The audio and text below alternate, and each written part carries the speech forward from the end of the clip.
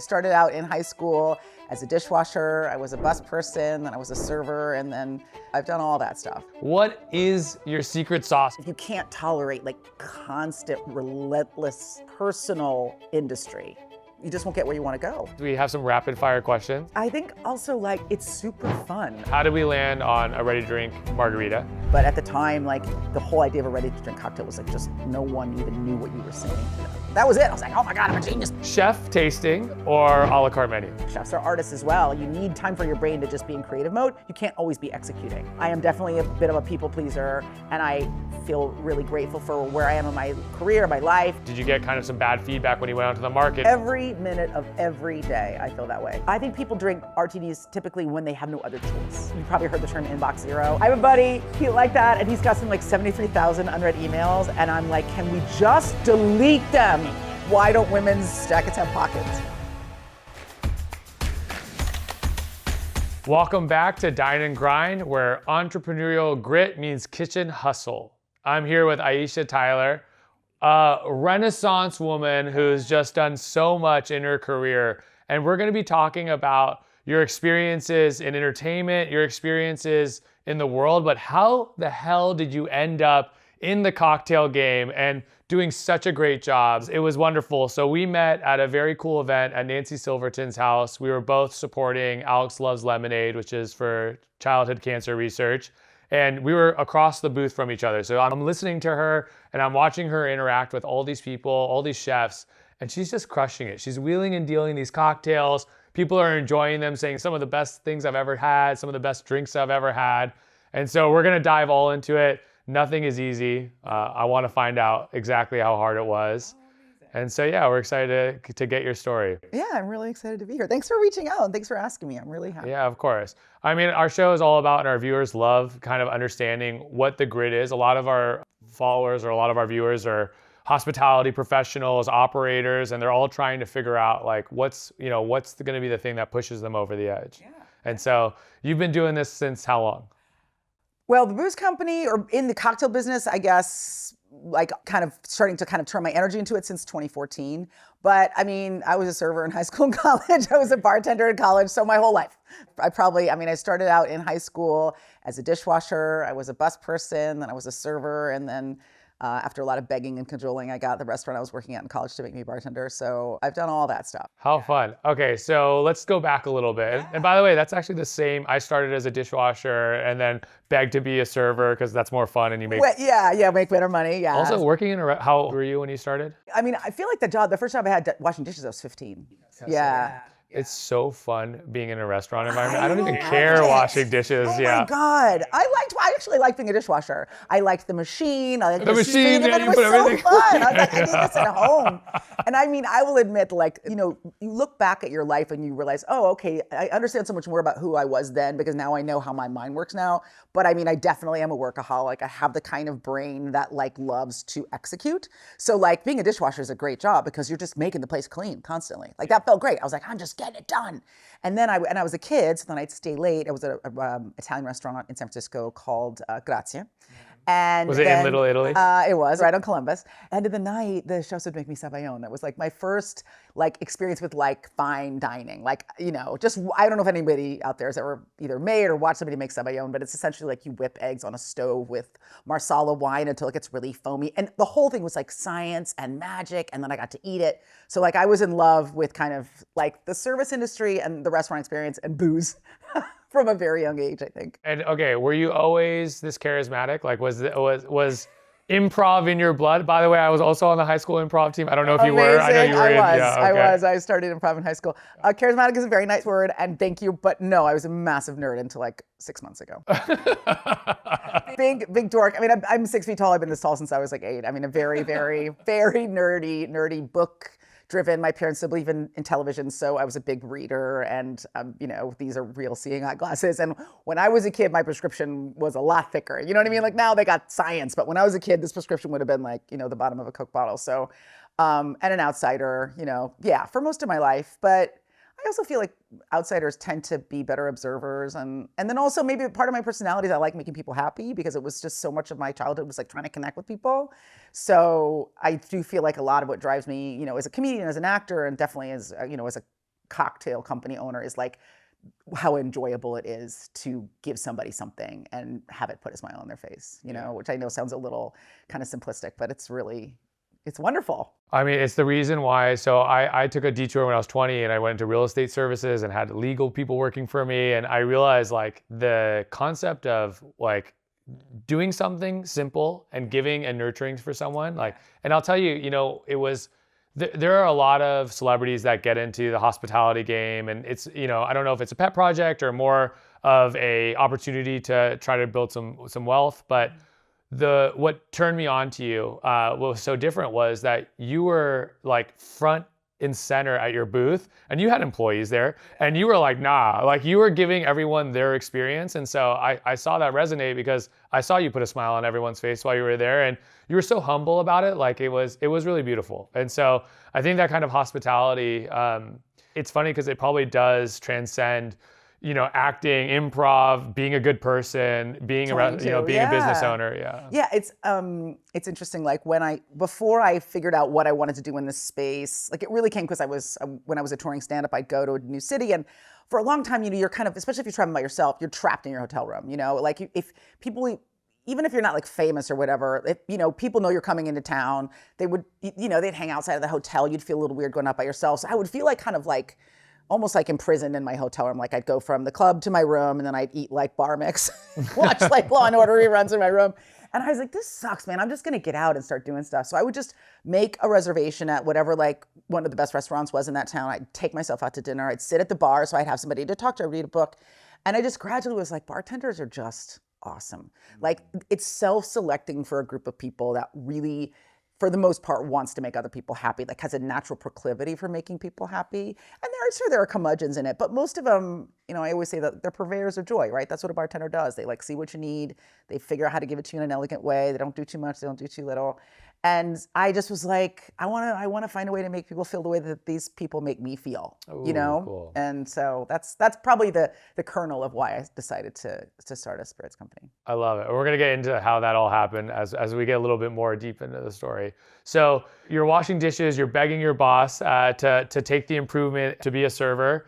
And what was the moment where you got to do your first, I'm assuming you started at bar back, or did they somehow just elevate you right to bartender? Oh, no. So this was like many years later. Now I'm waiting tables in college. And you went to college where? I went to Dartmouth. So Hanover, New Hampshire, tiny town, not a lot of restaurant opportunities there. I was working at a place called Peter Christian's, which I don't know if it's still there, but at the time it was literally like a restaurant that was in Hobbiton. Like you went down these stairs, everything was like burled wood. 6 feet tall, you know, Gandalf was kicking in the kitchen. I mean, it had such a like old school vibe in there. And they had this big, beautiful, long, like burl wood bar. And I just, again, like, you know, your interaction with, I liked being a server, but your interaction with people as a server is just, there's less intimacy. You know, there's just being a bartender. I think probably it's also like, I could have charted my path towards being a comic too, because it was like, you get to have banter, you know, you get to be funny. And I just hounded these guys, you know, and to let me, and I was a good server and I liked being a server. And so they eventually just kind of relented and let me, and so I went straight to bartender.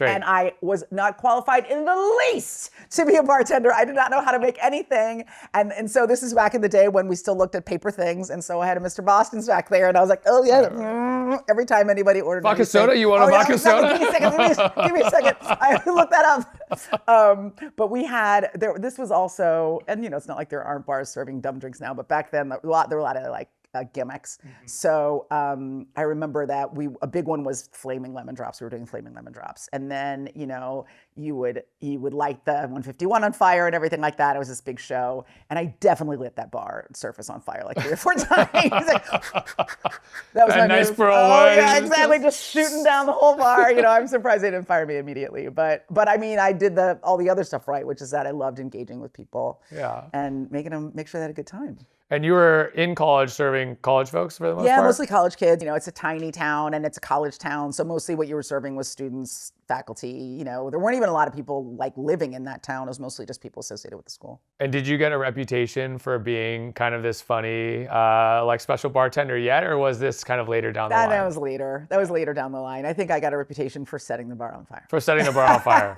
Well, at least it's on fire. Yeah, I mean, exactly. you know, They knew they were going to get a spectacle. I'm trying to think if I ever had I had to 86 a couple people, so it helped that I was tall. You know what I mean? Like you personally had 86. Oh yeah, then. yeah. I mean, I wasn't like throwing them out like, you know, in a cartoon, but you know, you'd occasionally get somebody who was lit, and you'd have to ask them to go. You know, yeah. And then, so was that while you're kind of doing this on the side while you're trying to build your studies? I'm just going studying to be what I thought I was going to be, an attorney. Attorney? Yeah, oh yeah, I thought I was going to be an attorney for sure. No way. Yeah, yeah. And we were talking about improv earlier, so I did improv in high school, and then I was in one of those mock trial? Those infernal a cappella singing groups, you know, that are like infesting all colleges everywhere, but especially the Ivy League. I love it. And and we did a lot of like sketch and improv between songs. So that was kind of like my outlet, but I never thought, I mean, you can't make a living doing this. This is just something I'll stop doing when I graduate school. So I was going to go to law school. And then my partner at the time was working in a law firm after school. And I was like, that looks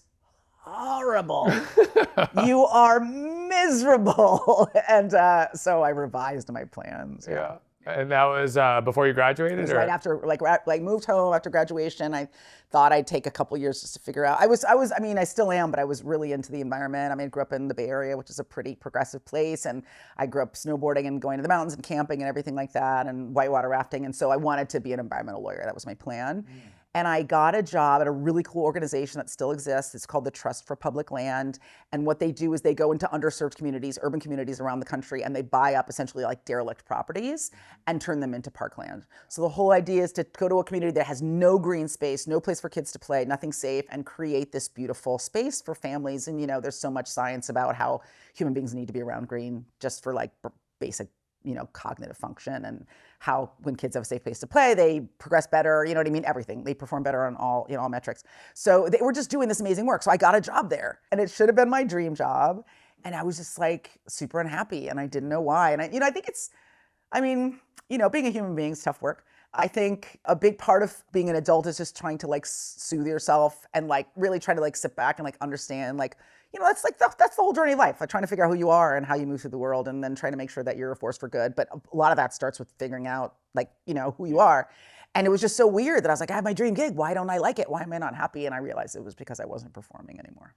And it took a little while to figure that out. And so I was like, what can I do right away where I don't have to like join a band or know anybody, and stand up with something I could try, just could try it like at an open mic. Wow. And I went to an open mic, and then I fell in love with it like after. And I wasn't good. I mean, it wasn't like I was like, I'm amazing. It was just the feeling of being up there it reminded me of that feeling. Put a smile on people's faces, right? It is, yeah. Well, hopefully you did, because I can't imagine your first few times it was that easy. No, it wasn't great. It wasn't great. There's this kind of like motif in comedy that like your first set is always your best set because you have nothing to compare it to. So it doesn't really matter how bad just because you're up there. It's just the first time you're up there. It's like the first time jumping off a high dive or jumping out of a plane. Like you're never gonna feel that exhilarated again. And I think I got like a titter. That was it. I was like, oh my God, I'm a genius, bam, you know. Damn. So yeah. I would love to know just like what was one of the subjects that do you remember? So weak, such weak material. I remember I did a bit about why don't women, because I still worked, you know, in a corporate office. Why don't women's suit jackets have pockets? You know, like why are they sewn shut? You know, some version of what's up with the patriarchy. You know, when I can't put shit in my pockets. And then I did a bit about. Honestly, it's kind of funny still. It is. It's bullshit. Why do we have? We carry like 3 times the shit that dudes have, and we have nowhere to fucking put it. It's ridiculous. I did a bit about Lane Staley of Alice in Chains being like needing therapy. Needing therapy? Well, and now we know in retrospect he really did need therapy. But at the time, I was like, he's so angry. You know what I mean? That was my bit. Sorry, I'm a big Alice in Chains fan, so if anybody else is there mad at me for mentioning Lane Staley, he's great and we miss him. But at the time, I was like, he's so mad, bro. That was my bit. Oh, good for you. Yeah. I'm impressed. I mean, that's not a hot 2 minutes. I think I love people that like are like, and it seems like you might do this, but you're like, let's go do it and break things and see what it's like. Yeah, that's very entrepreneurial, I would say, in general. Yeah, I think like, you know, the risk, you have to be whatever the opposite of risk averse is, like risk-philic. You have to really be almost drawn to risk, or at least fearless of it, right? I mean, there's just no greatness without sacrifice, right? And I think unfortunately, where we are culturally is that people are seeing kind of a lot of the end result or what feels like the end result when they look at social media, and they're not seeing, I mean, I'm sure this is a big part of your, the concept for this show is like, it's the grind, it's the work, and it never stops. And if you can't tolerate like constant, relentless, personal industry, you just won't get where you want to go. And you sure, every once in a while somebody games the system, right? I mean, we... Do they? I don't know. I don't think in what we're doing, you know what I mean? I think, some people just get famous for like falling down stairs or whatever, right? But it's unsustainable. And I don't think it has a lot of value in the long term. No. I think just, you have to get up every day and do the work. I mean, it's just, I want to commend you. Just, I know you don't need the commending, but like the idea of getting on, like I am so confident and I will do whatever I need to do, but the idea of getting on stage and doing material to make people laugh, like it's so uncertain. Like I know if I make a dish and I think it's good, it's good, but like comedy doesn't work that way. No, like, you could think something's hilarious. Yeah, and I mean, I think you have to stipulate to the fact that like, if you say the same joke to 100 people the same way, none of them will react in the same fashion. And the energy of the crowd could be different. Anything. It's like food is not that complicated in that way. I mean, anything can go wrong for you. Anything could have happened before you got on stage, or you could have had a bad day and still be feeling like you're delivering the material the same way and it's going to land different. There's just a million.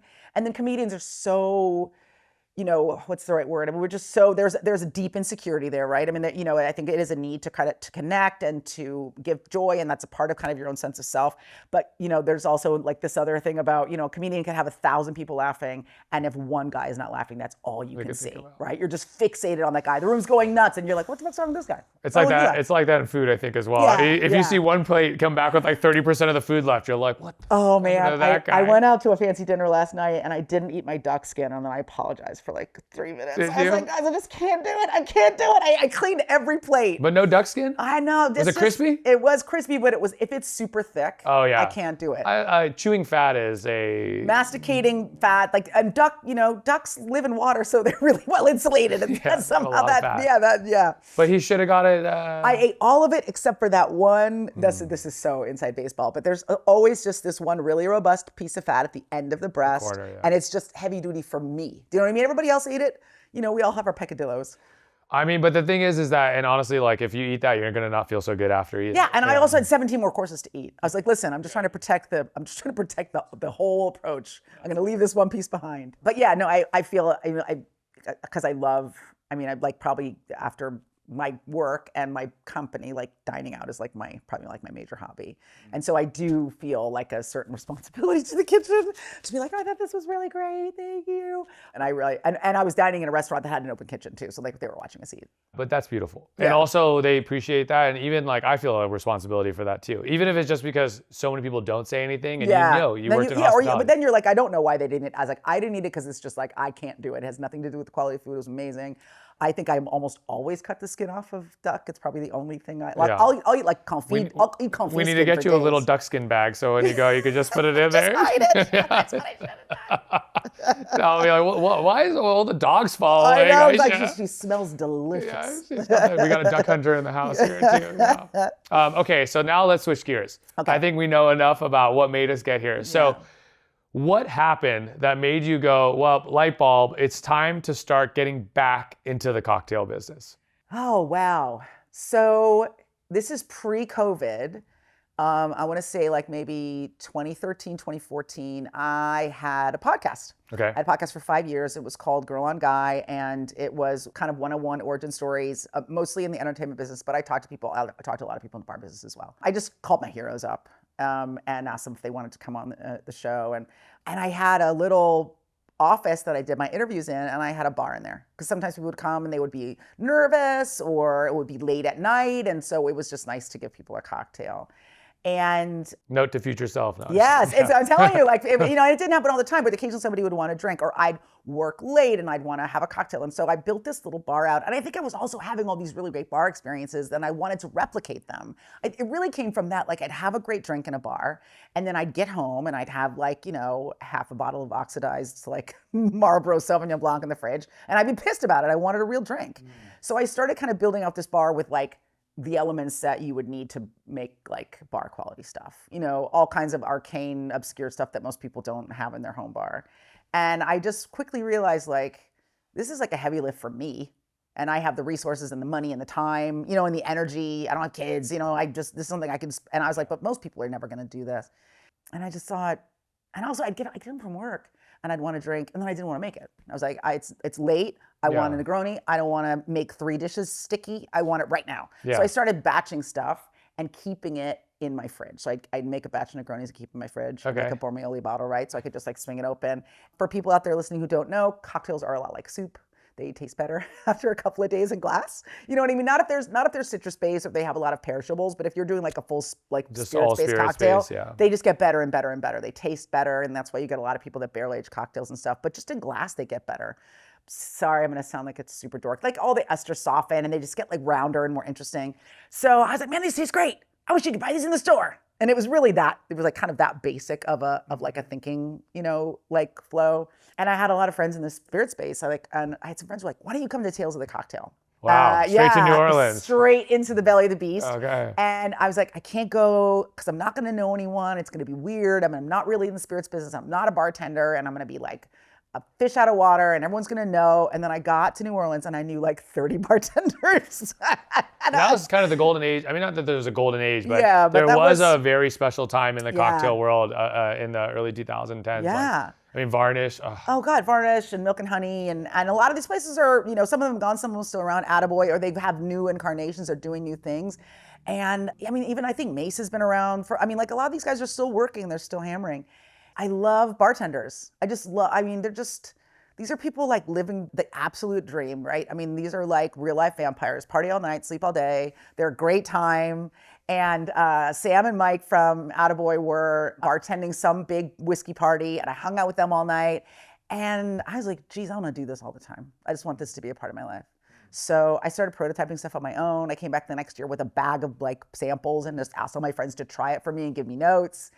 I ended up like doing some bartending at some parties just for fun. I just jumped behind the bar and poured for people. Yeah. You just pull an old trick out of the bag. I was like, here we go. I mean, I loved it. And like I made a couple of really, really great friends at that Tales, or maybe the second Tales I went to.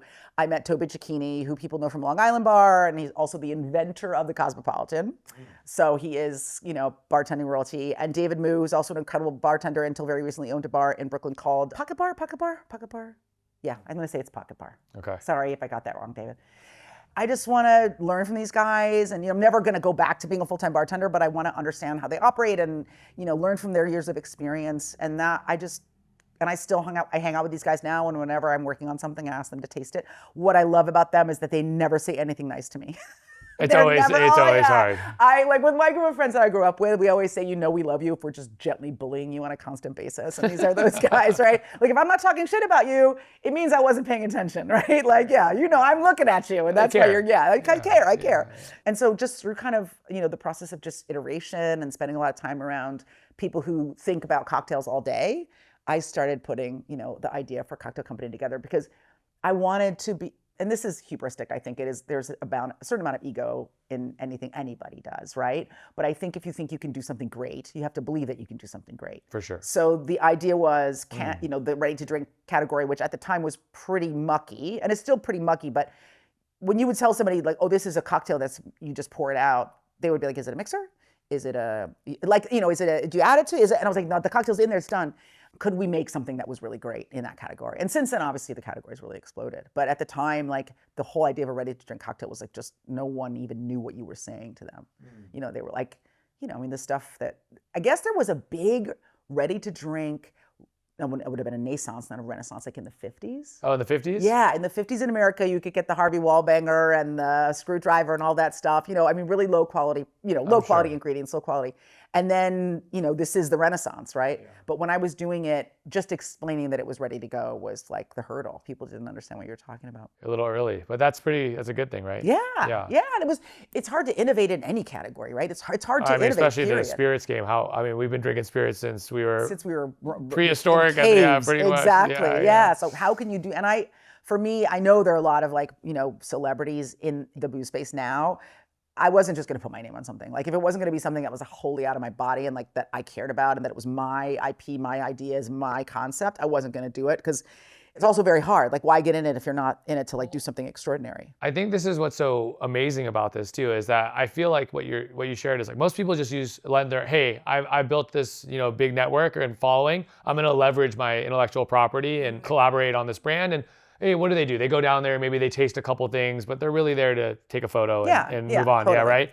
The fact that you're recipe developing for years and bringing bags of product, which I'm sure was pretty suspect as you were traveling. Yes, that's the makings of those stories that you hear of, people in their garage that turn out to build these huge companies. Like that is, to me, that's the recipe for success. And it's so beautiful that you're talking about the different chemical reactions of the cocktails. I mean, obviously there's a lot of heart in it. I think also like it's super fun. I mean, like the nerdy kid in me who loves science and before I was going to be a lawyer, at one point I thought I was going to be an environmental engineer, and I realized, I love science, but not that much. But I was like, I love science, but this is so much math. That like that part of me, that nerdy kid, loves the process, and also just, I don't know. I mean, I'm going to probably say this 1,000 times. It's so great when you hit it. And I'm sure as a chef, you know this, like you cook a lot of good things, and then when you cook something really great, it's the most amazing feeling, and you can't wait for people to experience it with you. So for me, going through that whole process, all of the iterating, all of the day drinking. Day drinking dude, I mean, listen, you're an adult when you can drink at 3 o'clock in the afternoon and you're just like, you're not my mom. And then you can be in bed by 8 o'clock. And then you get up at 5 and do it all over again. I'm like on straight granny time, right? Like drinking when the sun is up, in bed when the sun goes down. It was joyful. Every part of the process was joyful. And then even now putting this product together, like we could have gone to the market so much earlier than we did, but I was like, it's gotta be a checkmate. You know what I mean? And that's not like, we're so great. It's like, we have to keep working until we know when people taste it, we know what the reaction is gonna be. So walk me through, 2 questions. One is, how do we land on a ready to drink margarita, which is absolutely delicious, but how do we land there? And then the second part is, how did you feel like in your creative process, your artistic process, because it has to weigh against, there is people who are investing in you, there's money being spent, time, and so where did you draw the line that you're like, I have it right here? So very, very good question. And it was a kind of a long process. So I'd done some market research, because what I realized was when I first got into the business, I had a lot of passion for the outcome, but I didn't really know a lot about how the business worked. And I wanted to understand it better. I just wanted to understand the spirits business more. And then I also wanted to understand corporations more, because I went to school a long time ago, and then I've just been a professional clown for 2 decades. So I was like, what's a cap table? So I went back and just essentially went to school and just wanted to learn. Yeah, just wanted to learn. And I hired a company to kind of analyze the spirits market for me. Okay. And one of the big learnings that came out of that was that the number one cocktail in the country is a margarita. That it's like and the margin, it's not even close. Like the next one's like way, way back there. What is the number 2? Oh, I don't even know. It's like a vodka soda or something bunk. Yeah. Something that doesn't need to be I bottled. love a margarita. Skinny margarita. Everybody loves margaritas. Yeah. I mean, the numbers are astronomical. And I remember thinking, that sucks, because I'm never going to make a margarita because it can't be done.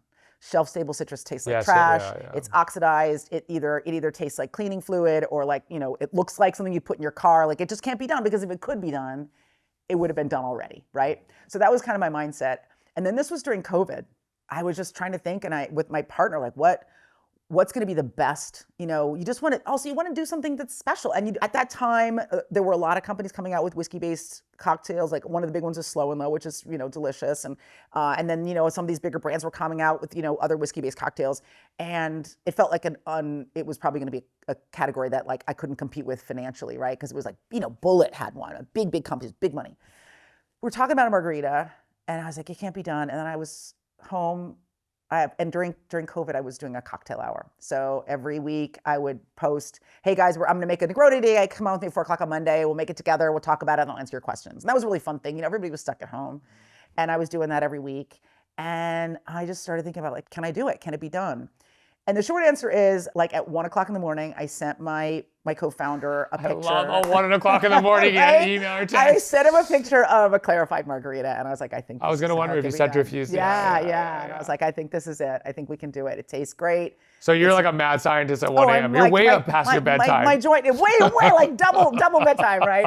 And my jaw is sticky. Everything is disgusting. And I'm like, I have it. You can't see the bloodbath behind the camera, but on camera, pristine, clarified margarita. And so I was like, I don't know how we're going to scale this, but I feel like this is the way. And so I made one, I batched some up and I sent it to him in the mail because he was in New Jersey and I was in LA, and we just started talking and thinking and talking about it. And then we hired a woman who had a PhD in citrus to help us figure out how to PhD in citrus. PhD. You can get a degree. That's pretty in cool. citrus. As a lime truck owner, I would really like to meet this anyway. Yeah. She has a degree in lemons and limes, and I think her specialty, she specialized in Buddha's hand citron. That was what she wrote her thesis. Wow, this person is awesome. I know, how is that even possible? She was amazing, and we just started. I remember one of the big questions I had was why do all these products taste so bad? Why do they all look bad? Why do they all taste bad? Why do they all look and smell like household cleaners? Yeah. And she said it's because those little, the little plastic juice containers that you get in the store that have lime juice or pasteurized lime juice. So they squeeze all that juice for those little plastic guys. Okay. And then what's left over is all this pith and peel and seeds. They keep that, then they sit on that super hard. And that's it comes out, the oils and and it's already been decaying and oxidizing for a while. And you get this kind of element called limonene, which is one of the kind of volatiles in all of this junk. And they use that to both make things I'm not going to say any brand names, but cleaning products and spray cleaners. And they also use it to flavor sports drinks. And they also use it for these shelf margaritas. So they all have the same kind of vibe. They all taste some kind of sport aid. And I was well, we don't want that. And so we just went through a process of trying to figure out how to get organic citrus that we could clarify before it started to oxidize, that we could take all the volatiles out, all the things that muddy the flavor and the feeling, that oxidize quickly, and get something that stayed organic, stayed shelf stable, and then we could put it into a high proof solution that would keep it stable. And so it wasn't a lot of hardcore science, because the very short answer is it's clarified citrus that goes into a high booze solution and stays stable. That's the X factor, and how to get it in there in a way that is quickly and keeps it stable. And so our margarita is foolproof. It's 24% because we know that it's going to stay stable and it's not going to degrade. Most of the ones that you drink in the store that are bright yellow are 6, 7, 8%. And actually there's not even any tequila in there, or there's, it's like malt liquor, or it's weird, spirit. Great, and then they add tequila flavoring, and then they put in 1% tequila and say it was made with tequila. They're lying to you. So you hear that? If you want 24% of real ingredients, come over here. And so a margarita is a margarita. It's just triple sec, tequila, and lime. That's it, and they're all organic. And that was my North Star. So you were saying, when did I know? We went through all the iterations with her. We had to find a tequila partner, so we went all the iterations with finding an organic grower that would make and bottle our product. Did you get to go to all the farms? Yeah, went to Jalisco and all over Jalisco, just drinking tequila like a mad. It was so great. I mean, this is the perks of putting all your life energy into something. It's so joyful. It was so much fun, and both of the places that we ended up at a really amazing tequila partner. But one of the first ones, we got to meet some female tequileros that were running, which is that's very cool, pretty unusual, but starting to grow, and just drank all this great tequila. I mean, it was rad. And finally found a really great partner, and they grow our agave. They distill our tequila. We use that tequila to make our triple sec as well. So there is nothing in there. You're making your own triple sec. We make our own triple sec, so it's a proprietary triple sec. So we were able to kind of make the flavors feel a little brighter and more interesting than the shelf. And also, triple sec is made with Nutri-Grain spirit. So we were not going to put Nutri-Grain spirit into this super premium organic tequila and ruin it. So it's just nothing but organic tequila in there. And then organic lime. And all of that then was just testing and titrating it to make sure that it tasted like a margarita, but also not like anybody else's margarita. And that was when we locked in. Okay, this tastes like a classic margarita, but it doesn't taste like anybody else's margarita. Because you want to have it feel special. You want people to go, oh shit, this is delicious, but also I've never tasted anything like it. I love that. Yeah. That's so cool. Drank a lot of margaritas. That's the short. That was the long version. The short version is I was at a solid margarita diet for 4 years. It's working well for you. You seem rejuvenated in life. I'm so happy is what I am. I mean, also drinking organic versus grain is going to have a huge difference the next day. 100% organic Blue Weber agave, and that's probably why you hear me talk about the mark so much, because I love to talk about it, because we really did work really hard on. Yeah, you could tell. It's great. Yeah. That's amazing. Okay, so this launched basically, 2019, 2020, or no? No. So we started prototyping. That prototype I sent to my partner in 2020. 2020. We started kind of chasing our partners in earnest in 2021. Okay. We were on the shelves July 2024. Yeah. Okay. took So us that 3 sounds about years. right. Yeah. So it's been a little over a year. Yeah. We're Okay. almost And a year and a half old. Yeah. I want to talk about one thing before dropping some great news that you've done in the process. So what was the biggest like moment where, was there a moment where you were like, you know, this might be too much to overtake, or, you know, did you get kind of some bad feedback when you went out to the market and you wanted to bring a ready shelf stable? Like, because I can't imagine, maybe for you, because you put so much work into it, it goes like this, but was there a moment where you felt like you were almost out the game and you had to like push through? Every minute of every day, I feel that way. Do you know what I mean? I like, one thing I say constantly to my co-founder is like, what we know we have is what we knew we had to get in the process of developing the product was like, the checkmate was the product, right? Because a lot of times when you're pitching something, you're like, you got to oversell it, right? Because maybe people are going to connect with it. You know what I mean? You got to, oh, it's going to be like this. I'm like, listen, I don't even care if you don't like it. Just taste it. Like, I know that if you taste it, I'm going to change your mind. And so I'll be able to rely on that. Yeah. I'll tell Product obsessed. What's that? Product obsessed. Yes, that's it. You got to have I mean, if the product is good, then the rest will fall in line. I'll tell a really quick story, which is, this happens a lot. Someone will walk by and they'll go, what is that? And I'll go, it's a ready to drink organic margarita. And they'll go, yeah, no. And I'm like, I think you should try it. And like, I don't drink, ready to drink stuff is all terrible. I'm like, I hear what you're saying. Yeah, I felt that way until. Yeah, of course. I'm like, but this is free. If you try it, you're not buying it. Let me just give you a free margarita and just try it. And inevitably, people taste it and go, oh shit.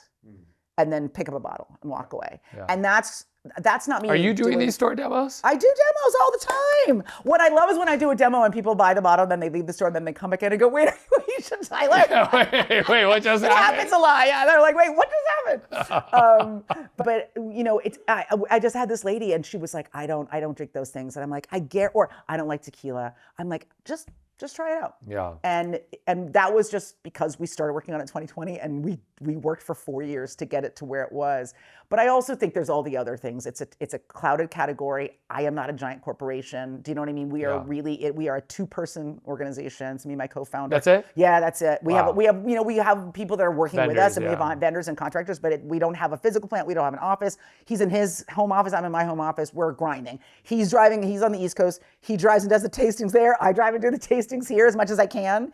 And you know, that hustle, that daily bloodletting, I think is the part that keeps me going when I am discouraged, because so much of the business, it's like 1950s American radio. It's payola. People are buying their way into these things. They're spending millions of dollars on advertising. You're dealing with Diageo, owns everything at one time. Yeah. Also, who owns everything? And you know, I'm trying to stay out of the brand game, because someday maybe I want to buy my company. But but what I am saying is like, you'll go, they'll taste your product and go, we love it. But this other massive company pays us a bunch of money to just have only their product in the store, in the bar. Yeah. And I'm never going to be able to beat that back. It's me. You will. I hope so. No, you will. We've got to go on the strength of the product, and we've got to go on the strength of people connecting with it and asking for it. And you have to win the hearts and minds. That's of the it. It's a hearts and minds game for us. You're not going to win it from the top. Yeah. And then the other thing I guess that we have that other people don't have is, I think people drink RTDs typically when they have no other choice. Yeah. You know, they're stuck at a boat or at a party or whatever. We really feel like we have something that people will reach for first, because it's better than something they can make on their own, and they don't want to have to make a cocktail, but they're not like, well, I'll just drink this. Like the other day I was texting my co-founder. I was like, okay, here's a short story about me. Every night I think, I don't know if it's as good as I remember it. And so I make myself this tiny margarita every day just to taste it and see it. I'm like, oh shit, this is delicious. And so I'm always reminding myself that like, we're starting with the product. People are going to connect with it. You know what I mean? That's what we have. That's our secret weapon. Yeah. And then the rest of it is just hustle.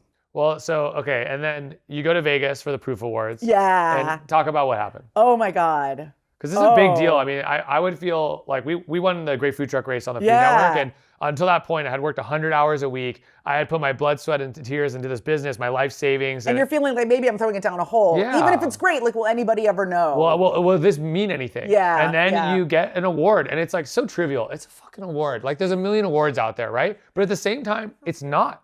It feels very validating. It does. And for people What was the award?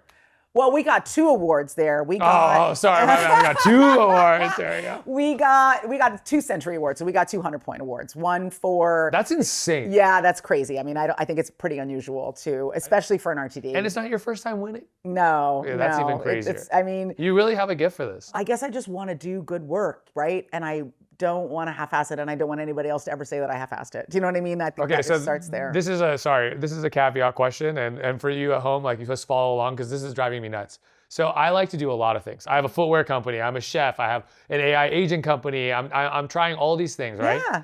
But the idea of going so deep when you manage so many different things, you're hosting multiple shows, you're directing, you're producing, you're an entrepreneur. It's like how I'm just like blown away. Is there a system that you use? Are you like crazy about task management? Like, what is your secret sauce? Because it's driving me insane. Because it's like you're doing everything well. Like that's the hardest part. Oh my God. Okay, so God, this is going to be nerd time. Tell me the nerd time. Okay. I want to know Nerd the ones and zeros here. So when I had my podcast, I would so often interact with other podcasters, and I actually can't remember the name of this podcast, but it was a podcast on efficiency, essentially, on like ways to like make your life more effective and more efficient.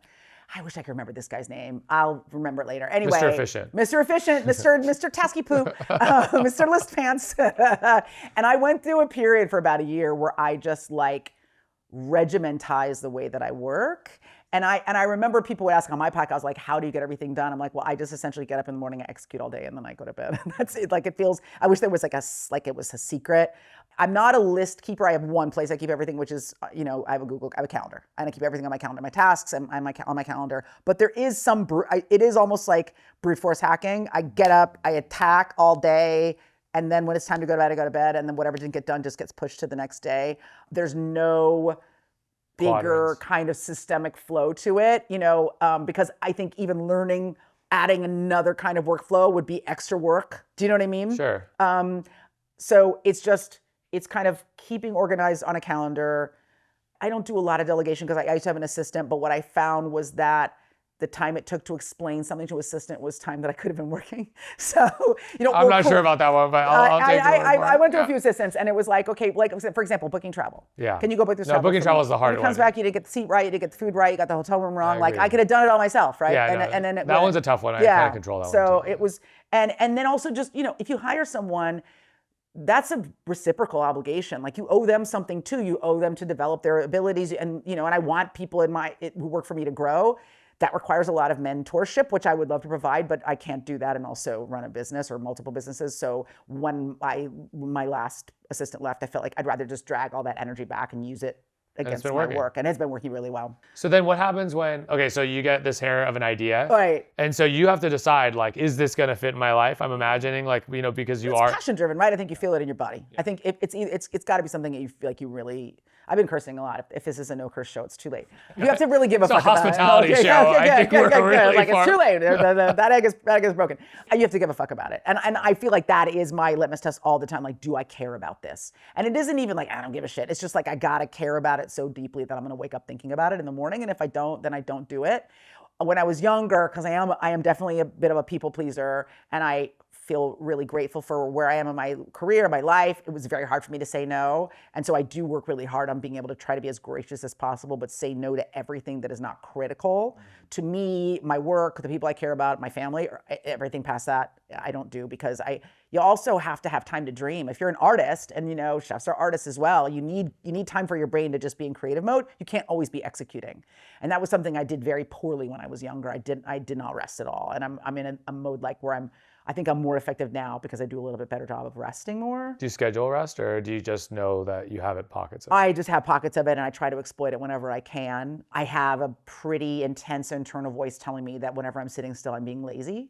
So I really I'll be sitting watching a film with the specific purpose that it is related to a film project I'm working on, and I'm still like, you lazy bum, get off the couch. You're doing something like, I gotta be doing two things at once. I've been working really, put your phone down. Like how you sat down to watch this piece of art, and you're staring at your phone the whole time. So you're not even getting out of it what you should be getting out of it. So that's like. But that's your mind working double against you, because you're being like, why are you being not effective? But now you're being not effective. And not. I mean, that's like the therapist would have something to say about it. But the other really boring thing that I did that I think really helped me back in that efficiency year was a system that this one guy had. You probably heard the term inbox zero. I don't think it was this guy, but it was another guy who was an inbox zero system, which is that, contrary to what most people tell you about efficiency, which is to only look at email twice a day. I actually look at my email pretty frequently, but I sort it immediately. Gone all day. So I'm never looking at a packed email inbox. I destroy everything that isn't totally critical. I file everything that can be looked at later, and I only put my actionable things into one actionable folder that I check twice a day. And so I don't get that feeling of overwhelm when I look and I'm like, oh my God, look at all this shit. I'm at inbox zero every day, and I know that sounds so nerdy, but that is like probably like in the top 10 of things that keeps me from feeling like frantic. Yeah. Clears your mind. Yeah. I'm the opposite. I have 1,200 unread texts and dude, yeah. I have a buddy, he like that, and he's got some like 73,000 unread emails, and I'm like, can we just delete them? Like, now is the time to start. If that person wants you, they're gonna write you back. You're never gonna say. He's like, I'm gonna look at them. You're never gonna look at them. But he's fine. Yeah. I'm in crisis. Looking at his phone is like putting me into like a tailspin. But maybe that's my version of like cleaning as you cook, like having a clean workspace. Like I can't, for creativity to thrive in my life, I have to have my environment, my literal and my digital environment, be like pretty peaceful. So that's something I work on pretty hard. Beautiful. Yeah. All right. Well, I've been enjoying this time, like unbelievably so, and I'm so excited. I feel like I just like dorked all over your podcast. I know. By the way, guys, get to inbox zero every day. They're like, my Mies is not set up with internet. That's exactly my mise en place. I got to get my mise en place straight. No, I mean, I think I think all you business owners out there, you know what it's like to have like a full inbox. You know what it's like to be stressed out. Yeah. I mean.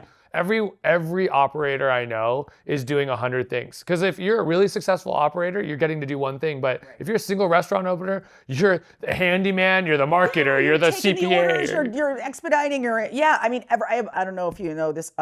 This guy named Wes Witzel. He opened a restaurant downtown called Manuela, and then he had a place called Hatchet Hall for a while. And great, a really talented chef.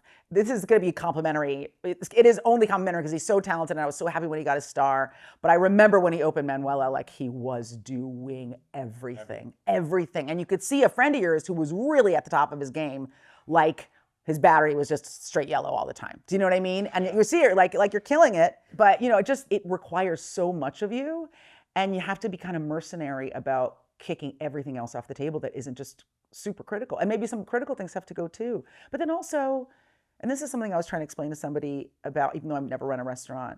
If a person has one bad experience, they don't come back. And they tell people. Right? So that it has this knock-on, this ripple effect. And that's why I think guys who are operating at a very high level are so high-strung, are doing everything. It's so emotional because it is also so deeply attached to your sense of self and your identity that this isn't just food, this is me. And so we can't afford to make a mistake. And it's just, so you can't sleep, right? Because if you let it to somebody else and they make a mistake, it's still your mistake. And it's still your mistake. They're not going to talk about their guy, No, it's Manuela's manager that did a bad job. It's going to be Manuela did a bad job. Exactly, and that's you. Exactly. Yeah. And so I respect it so intensely.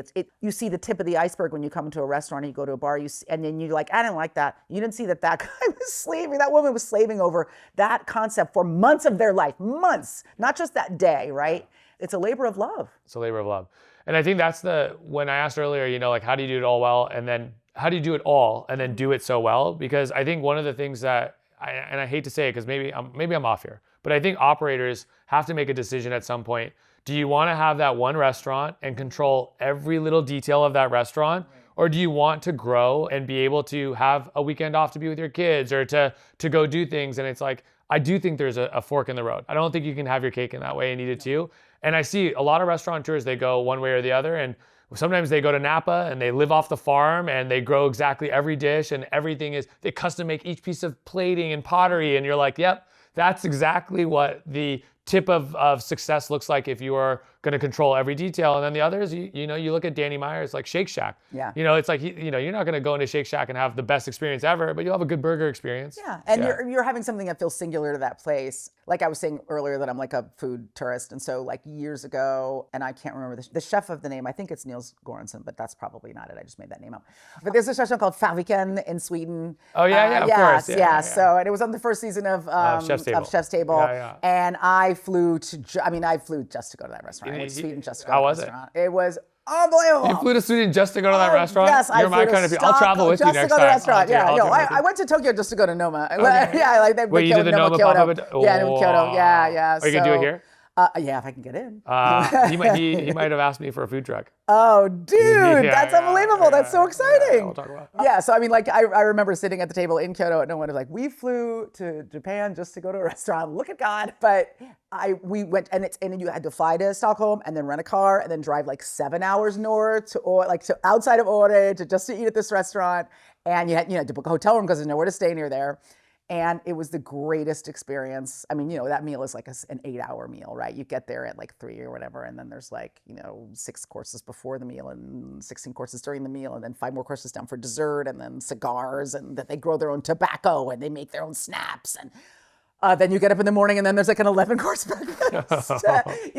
Tired of eating? I don't think so. No, never. And the rooms had there was like a sauna in the hotel, and it was during midnight sun. So like, it's 3 o'clock in the morning, and the sun hasn't gone down, and you've eaten, like something like exactly your own body weight in food, and I just remember I Am Legend. Remember I Am Legend? And all the vampires are sleeping inside Union Station, and they're all in a little huddle, and they're going.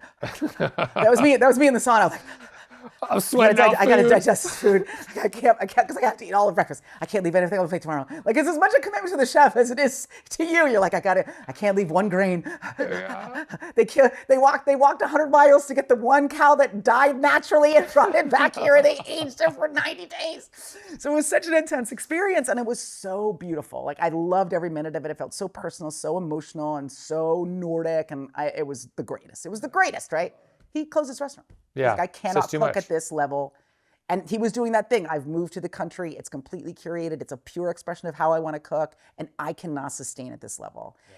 And so I think most people think, okay, you get to a certain level as a restaurateur and you've reached it and you can cruise. There is no cruising. There's no cruising. Curtis Stone just closed his 3 Michelin star restaurant in Beverly Hills. And you're like, wait, why? Are people not going? No, people are going. It's killing me. Yeah. Yeah, I think about art forms, and I always think that we picked a crazy one because it's like in most art forms, you do all the artwork and then the art's done and people get to enjoy it. Yeah. In food, it has to be replicated every time perfectly. Or it's make the a art mistake, form's you're done. dead. You're destroyed. You destroyed. Yeah. And it's so subjective, and it's like a crazy way. And someone will be like, I don't like that. Why? Well, I just don't like mackerel. That's not even a reason. Yeah. You can just say it's not for you, but like, don't also, rip the you've spot. never had mackerel the way this guy makes it. Yeah, exactly. When people say they don't like food dishes, it drives me fucking insane. Yeah. I get it. You don't like an oyster the way it's served typically, right. But like, you don't know the way that they're doing this oyster if you like it or not. Or if it's a thing for you, then just reserve. Don't turn it into a review. Like, if for some reason you're not an oyster person. I'm not that accommodating. Or if I'm not that accommodating. Like, if you're the guy who can't eat cilantro under any circumstances because it tastes like soap, then that's not a reason to rip the restaurant. I agree. Do you know what I mean? Just because they use that ingredient. Yeah, exactly. All right, this has been fun. So we have a couple of things that we do on every show. One is we have some rapid fire questions. Uh-oh. Okay. I feel like this whole thing was rapid fire. I'm here for it. I'm ready. So I have to memorize these now. So here we are. Okay. So chef tasting or a la carte menu? Tasting. Okay. I know the answer to this, but I asked it to everybody. Craft cocktail or aged fine wine? Oh, craft cocktail. It's a given for you. Yeah, craft cocktail. Totally. And what kind of craft cocktail? Other than Are you fucking kidding? It's yours. Oh my God. The thing is, I drink a lot of margaritas, bro. No, let's talk about yours. My blood. Losoph.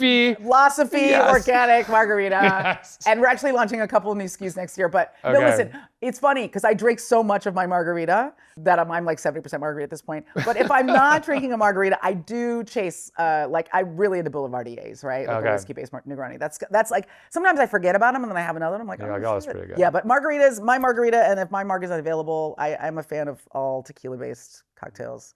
Listen, whenever I go to a bar and they say, what's your spirit? I'm like, the only thing I don't drink is vodka.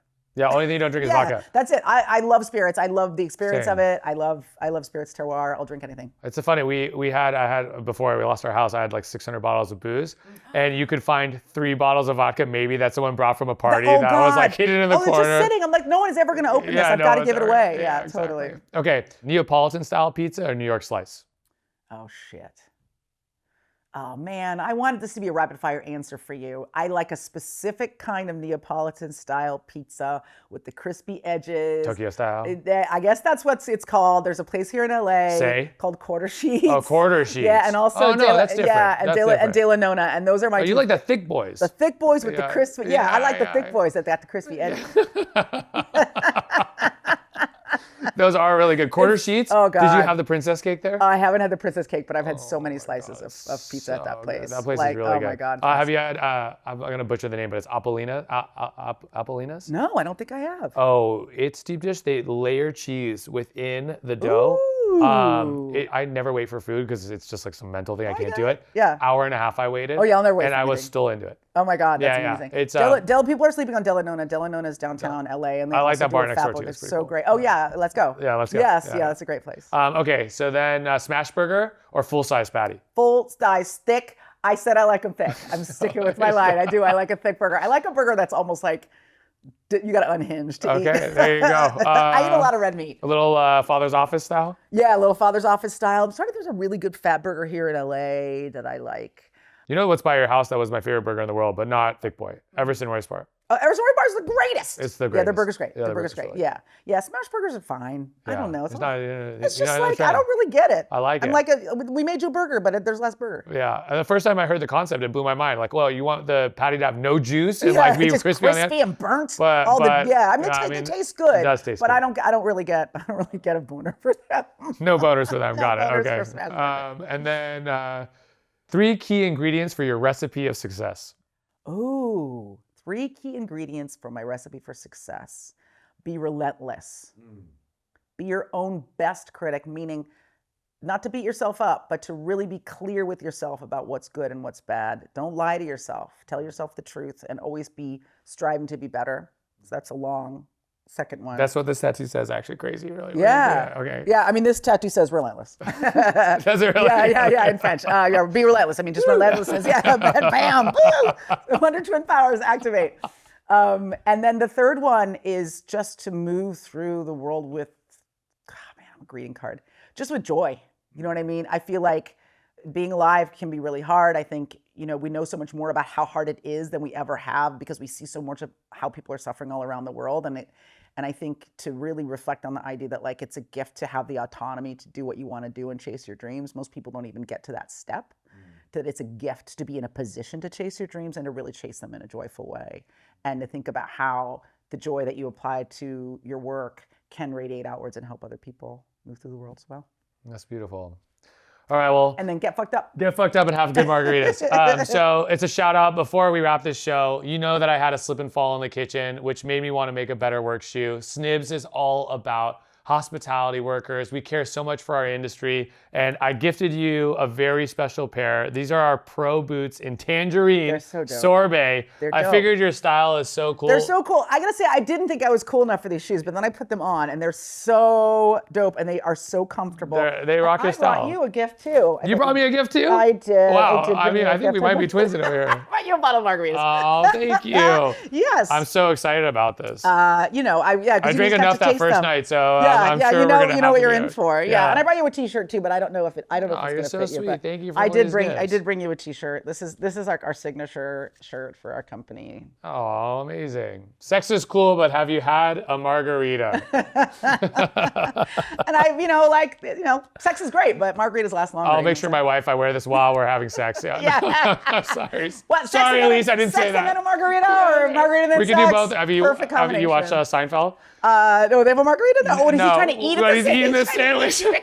Yes. But see, Yes. here's the deal. I don't have to make the margarita. No, It's already made. exactly. So it's, You just get to be smooth. it's ready to go. Yeah, Silk Sonic style. Yeah. All right, well, This was so great. thank you for joining us. Aisha, you're seriously a star, and obviously you know that, but it's been so fun to dive deeper. I knew going into this that you were passionate about our industry, and seeing how much you care about it and how hard you've worked to build this brand and just all you've done and how much you care about the hospitality industry is no reason why you wouldn't be on Dine and Grind. And, for all you folks out there, just remember, stay organized, stay hustle, be passionate, have joy.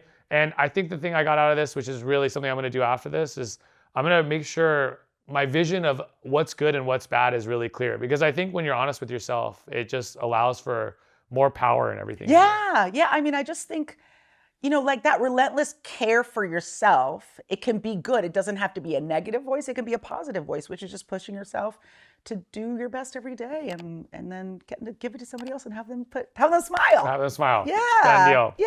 All right. Subscribe, follow Dine and Grind, and we'll see you at the next episode. Later.